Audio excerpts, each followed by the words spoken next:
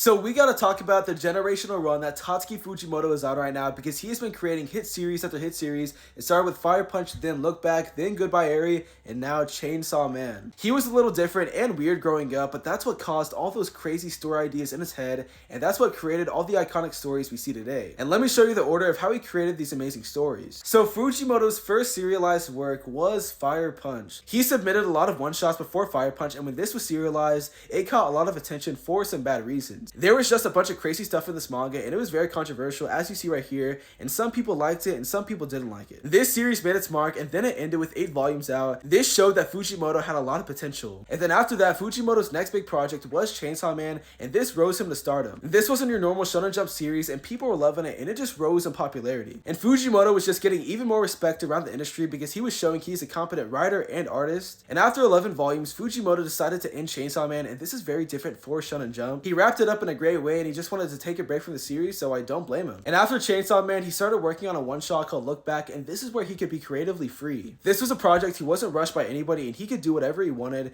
and then he created a masterpiece. Because when Look Back came out, everybody was loving it, and it was getting great reviews. People could relate to the story, and they were touched, and this just shows how great of a writer Fujimoto is. And this was a great success, and then his next project he released was a success as well. His next project was Goodbye Eri, and I have not read this, but I've heard some amazing things about it, and I'm waiting till this gets adapted into a movie. This was his next one-shot project, and people loved it, and to this day, people still debate if Look Back is better or Goodbye Eri is better. And I can't wait to watch the anime to form my opinion on this. And after Goodbye Eri, he started back up Chainsaw Man, and he called it Part 2. Fujimoto took a 1-year break from Chainsaw Man to grow in many ways in his art and his writing, and then he came back to continue the series. And Chainsaw Man Part 2 is popping off. And people have mixed opinions on Chainsaw Man Part 2 because there are slow moments, but in my opinion, I think it's just better than Part 1. I think the story and characters are better in Part 2, and some people agree with me, but it's an ongoing debate. And that's just the manga. The anime as well has been popping off in popularity. The anime for Chainsaw Man and Look Back were a hit, like Mappa popped off for the animation in Chainsaw Man, and the movie was just plain out amazing. And these anime are helping out the success of all of Fujimoto's work, so that is great. So that's what I mean when I say Fujimoto is on a generational run right now, because he is gaining so much success. All of his series are popping off, and I bet it's just a great time for him right now. Let me know what you think of Tatsuki Fujimoto. Do you like him? Do you not like him? Just let me know your thoughts, guys.